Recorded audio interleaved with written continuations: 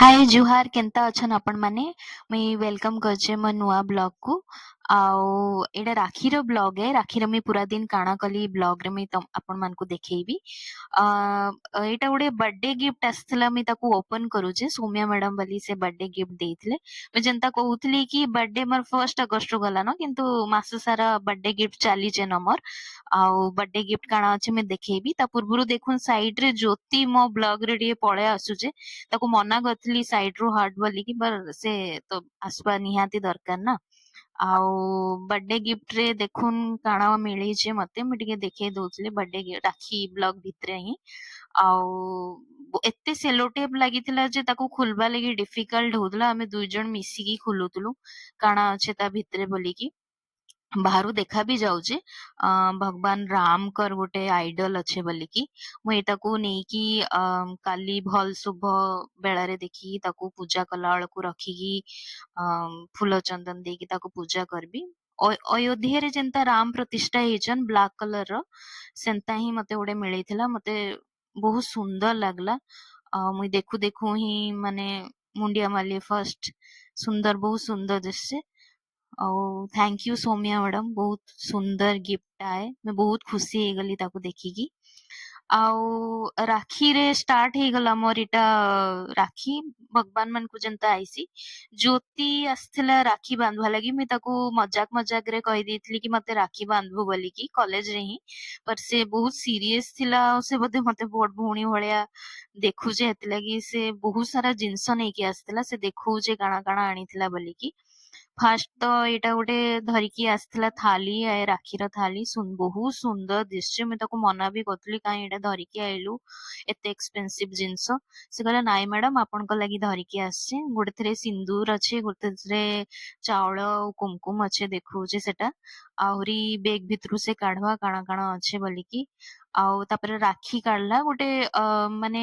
ଏଇଟା ଭାଇ ଭାବିଙ୍କ ରାକ୍ଷୀ ବୋଧେ ସେ ନେଇ ଆସିଛି ଗୋଟେ ହାତରେ ବାନ୍ଧବାଟା ଆଉ ଗୋଟେ ଚୁଡା ବାଲା ରାକ୍ଷୀ ଚୁଡି ବାଲା ରାକ୍ଷୀ ଯେ ନାଇସି ତାପରେ ପୁଣି କେଶର ପେଡା ଧରିକି ଆସିଛେ ସେ କେଶର ପେଡା ଯେନ୍ ଆଣିଥିଲା ବହୁତ ଟେଷ୍ଟି ଥିଲା ସେ ସେଥିରୁ ଖାଇବା ଷ୍ଟାର୍ଟ କରିଦେଇଥିଲା ମତେ ଖୁଆଇବା ପୂର୍ବରୁ ହିଁ ଆଉ ରାକ୍ଷୀ ବାନ୍ଧା ପ୍ରୋସେସ ଷ୍ଟାର୍ଟ ହେଇଗଲା ଆମେ ଡିସାଇଡ କରୁଛୁ କି କେନ୍ ହାତରେ କେନ୍ ରାକ୍ଷୀ ବାନ୍ଧା ଯିବା ବୋଲିକି ମାନେ ଗୋଟେ ଭାଇ ବାଲା ଗୋଟେ ଭାବି ବାଲା ସେ ଧରିକି ଆଇছে ନା ଚୁଡା ରାକ୍ଷୀ ବି ଆଣିଛେ ସେ ମତେ ତାକୁ ଏଥିରେ ବ୍ଲଗ ରେ ନାଇଁ ଆଣି ପୁରା କାରଣ ସେ କହିଲା କି ମ୍ୟାଡମ ମତେ ନାଇଁ ଆଣୁନି ବ୍ଲଗ ରେ ବୋଲିକି ତ ମୁଇଁ ଦେଖୁଥିଲି କାଣା ହଉଛି ମୁଇଁ ହେଥିଲାଗି କହିଲି କି ମୋ ଅଧାରୁ ଯେତିକି ବି ଆସୁଛି ବ୍ଲଗ ରେ ଦେଖେଇ ଦଉନ ବୋଲିକି ସେ ମତେ ଫାଷ୍ଟ ଇ ହାତ ବାଲା ରାକ୍ଷୀ ବାନ୍ଧୁଛି ତାପରେ ଚୁଡା ବାଲା ରାକ୍ଷୀ ବାନ୍ଧବା ଚୁଡା ବାଲା ରାକ୍ଷୀ ସେ ଚୁଡିରେ ବାନ୍ଧବାକୁ ବୋଧେ ତାକୁ ଜଣା ନାହିଁ ସେ ମତେ ସେଟା ବି ହାତରେ ବାନ୍ଧିଦବା ଦେଖୁନ ଆଉ ଥାଳି ବହୁତ ବଢିଆ ସଜେଇଛି ଆମ ବେଡରୁମ ରେ ହିଁ ଆମେ ରାକ୍ଷୀ ସେଲିବ୍ରେଟ କଲୁ ଏଟା ଚୁଡା ବାଲା ରାକ୍ଷୀ ଏଟା ଆକ୍ଚୁଆଲି ଚୁଡିରେ ବାନ୍ଧସନ୍ ସେ ବଟ ମତେ ହାତରେ ହିଁ ବାନ୍ଧଦେଲା ଆଉ ମୁଇଁ ତାକୁ ବି ମନା ନାଇଁ କଲି ସେ ଏତେ ଏକ୍ସାଇଟେଡ ଥିଲା ମୁଇଁ ତାକୁ କହୁଛି କି ଚୁଡାରେ ବାନ୍ଧସନ୍ ବୋଲିକି ଚୁଡିରେ ଲାଇକ ସେ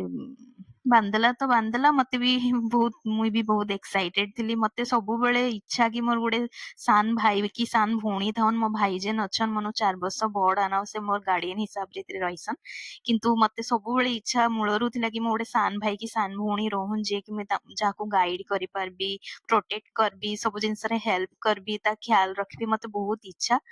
ଆଉ କେଶର ପେଡା ସେ ମତେ ତ ଖୁଏଇଲା ତାର ବି ଗୋଟେ ଭାଗ ହେଇଗଲା ତାକୁ ଗୋଟେ ମୁଁ ଜାଣି ନେଇଥିଲି ସେ ମତେ ମୋ ରୁମ କୁ ପଳାଇବ ବୋଲିକି ତା ରୁମ ରେ ଯେନ୍ଟା ଥିଲା ଚକୋଲେଟ ଦେଲି ତାପରେ ଭାବିଲି କି ତାକୁ ବି ଗିଫ୍ଟ ଦେବା ଦରକାର ସେ ଏତେ ସଉକରେ ମୋ ପାଖକୁ ଆସିଛି ମୁଁ ରାତି 11ଟା ଯାଏଁ ବସିକି ଗୋଟେ କାର୍ଡ ବନେଇବାକୁ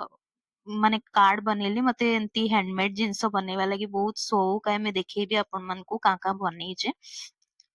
କାର୍ଡଟା ବନେଇ ସାରିଲା ମୁଇଁ ମେହେନ୍ଦି ଡିଜାଇନ ଟିକେ ଦେଇଦେଲି ତାପରେ ଭିତରେ ବହୁତ ସାରା ଜିନିଷ ତା ବିଷୟରେ ଲେଖିଲି ଆଉ ତା ସାଙ୍ଗେ ମୋ ଲାଇଫ ଏକ୍ସପିରିଏନ୍ସ ବହୁତ ବଢିଆ ଆଉ କଲେଜ ଲାଇଫ ବହୁତ ବଢିଆ ଯାଉଛି ତା ସାଙ୍ଗେ ମୋ ସେ ସାନ ଭଉଣୀ ଭଳିଆ ରହିଛି ସକାଳୁ ମର୍ଣ୍ଣିଂ ରୁ ରାକ୍ଷୀ ମୁଁ ଏଇଟା ମହାପ୍ରଭୁ ଠାକୁର ଲାଗି ଆଣିଥିଲି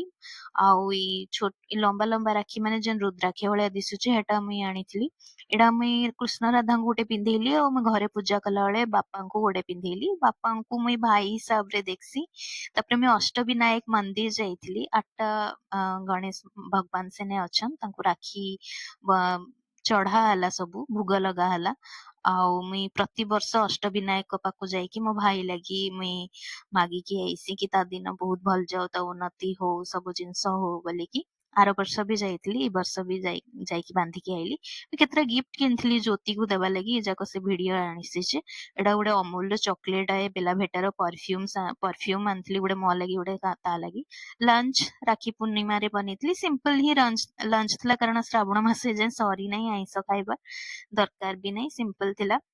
ଏଇଟା ତା ପରଦିନ ମର୍ଣ୍ଣିଂ ରେ ତାକୁ ଗିଫ୍ଟ ଦେଲି, କହିଲି ଯା ତୁ ତ ଗିଫ୍ଟ ଏନ୍ଜୟ କର, ଖୁଲ କାଣା କାଣା ଅଛି ତା ଭିତରେ। ଆଉ ସେ ଦେଖୁଛି କୁରକୁରେ ଆଉ ଲିଟିଲ ହାର୍ଟ ବିସ୍କୁଟ ଗୋଟେ ବାହାରିଲା ତା ଭିତରୁ। ଆଉ ସେ ଦେଖୁଛି, ଆହୁରି ଖୁସି ହେଇଯାଉଛି। ଏଇ କୁକିଜ ମିଳିଥିଲା, ବହୁତ ସାରା ସାମାନ ମଗେଇଥିଲି ଯେ ରାକ୍ଷୀ ଲାଗି ଗୋଟେ କୁକିଜ ଫ୍ରି ଦେଇଥିଲା, ମୁଁ ଭାବିଲି ତାକୁ ହିଁ ଦେବା ଦରକାର, ସେଇ ଜିନିଷ ଗୁଡା ବହୁତ ଭଲ ପାଇସି। ବେଲାଭେଟାର ପରଫ୍ୟୁମ ଦେଖଉଛି ସେ, ତାପରେ ଚକୋଲେଟ ତାକୁ ବହୁତ ପସନ୍ଦ, ସେ ଦେଖୁନ ଚକୋଲେଟ କୁ ବି କିସ୍ କରି ପକଉଛି, ତାକୁ ବି ଛାଡେ ନାହିଁ ସେ ଆହୁରି ଦେଖୁଛି। ମୋ କାର୍ଡ ଟା ତାପରେ ଲାଷ୍ଟ କୁ ମିଳିଲା, ସେ ଆଗରୁ ହିଁ କାର୍ଡ ପଢି ଦେଇଥିଲା, ଏଥିଲାଗି କାର୍ଡ ଟା ଏବେ ଦେଖଉଛି। ହେଲେ କାର୍ଡ ଟା ଏତେ ମେହନତ ରେ ବନେଇଛି, ସେ ତାକୁ ରୁମ କୁ ନେଇକି ଗଲା। ନମସ୍କାର କରୁଛି। ଆଉ ମୁଇଁ ଗୋଟେ ଜିନିଷ ମଗେଇଥିଲି, ଯେନ୍ଟା ଆଇଲା କଷ୍ଟମାଇଜ କରିଥିଲି, ଗୋଟେ ଫଟୋ ଫ୍ରେମ ମୋ ଫ୍ୟାମିଲି, ମୋ ବାପା ମା ଆଉ ମୋର। ଏଇ ଫଟୋ ଫ୍ରେମ ଟା ବହୁତ ସୁନ୍ଦର ଦିଶୁଛି, ଫ୍ଲିପକାର୍ଟ ରୁ ଅର୍ଡର କରିଥିଲି କଷ୍ଟମାଇଜ କରିକି। 278 ପାଖାପାଖି ପଡିଥିଲା ଫଟୋ ଫ୍ରେମ ଟା। ଆଉ ବହୁତ ସୁନ୍ଦର ଲାଗୁଛି, ମୋ ମା ବାବା ଆଉ ମୁଇଁ ଅଛୁ, ଆଉ ଆମ ମିଠି ବି ଅଛେ। ମୁଇଁ ତାକୁ ଫ୍ରିଜ ଉପରେ ରଖବାକୁ ପସନ୍ଦ କଲି, ବହୁତ ସୁନ୍ଦର ଲାଗୁଛି। ଆଉ ଆଜିର ବ୍ଲଗ ସରିଲା, ନେକ୍ସଟ ବ୍ଲଗ ରେ ଦେଖାହବା, ବାଏ।